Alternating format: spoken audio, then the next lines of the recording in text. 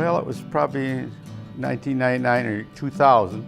Gene Lehman had a clothing store next to my barber shop, and his dad was a barber, and he said he'd like to put a barber shop in the Ice House where they're recreating these downtown street. And we just talked it over, and I said, yeah, I'll be glad to come down and help. He says, well, why don't you come on down and see what we're doing? So I went on down the next day, and they were working on the store at that time, and we talked it over, and what did he want to do? And he says, well, do you want to work? And I said, sure. So I started in then and worked till we got flooded out, basically. I think the day I retired, Sid grabbed me to, started out at the Victorian House on that council, and then I was on the board of directors for 6 years. And then I used to help Ike out down at the Ice House. He was the carpenter and I was kind of the gopher. And I'd hand him the nail or the hammer or whatever he needed. And that started back in, well, I first started in about 96.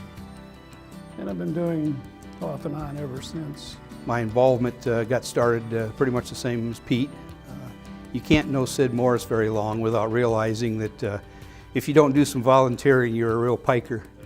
So I've been blessed to know him, and that's how I got involved.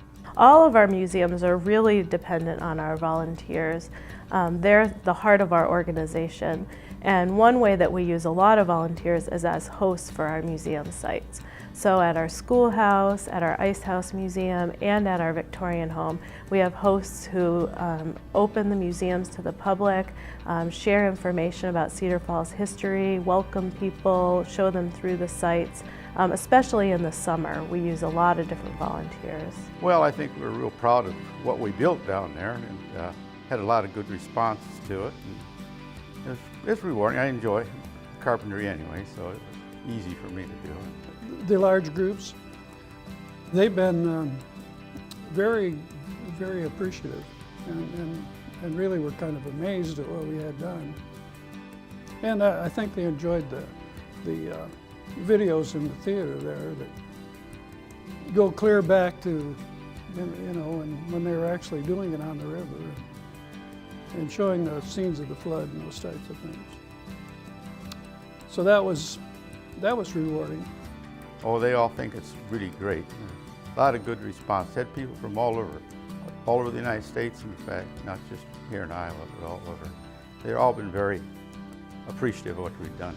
Well, they get a good feel for you know, how we used to live with ice instead of refrigerators. I think one of the main things I've enjoyed is meeting the other volunteers and working with the other people. I've met a lot of really great people, and my wife and I do it together. It's a good couples project. We do it on Sunday afternoons, 1 to 4, I guess it is. And it's just a good time. People are having a relaxed weekend. They just stop in, either they're on a walk or bicycling or come down specifically to see that. Well, I think it's good to give back to the community for one thing. And I think they'd enjoy meeting the other people that are involved, because it's a great bunch of people that are involved, and they all, I think, have the community at heart. Part of my enthusiasm was the fact I'm a real history buff anymore, and Cedar Falls has some very rich, interesting history, and certainly the Ice House is very unique, and it's a good project to get involved with. There's a lot of interesting historical projects and displays down there, but that's just part of it. You know, having lived in this community for a number of years, I realize that it's the volunteerism that really makes you a part of the community, and so it's been fun to give back just a little bit. Karen is very nice to work for, and if you can't make it, well, she doesn't get mad at you. She said, "Oh, I understand, maybe next time," so it's good. Well, it's really hard to imagine functioning without our volunteers. We have over 120 volunteers who help host at our sites, but we also have volunteers who help out with our garden tour, who help organize our archives and care for our collections. A lot of behind the scenes kind of people in addition to our hosts.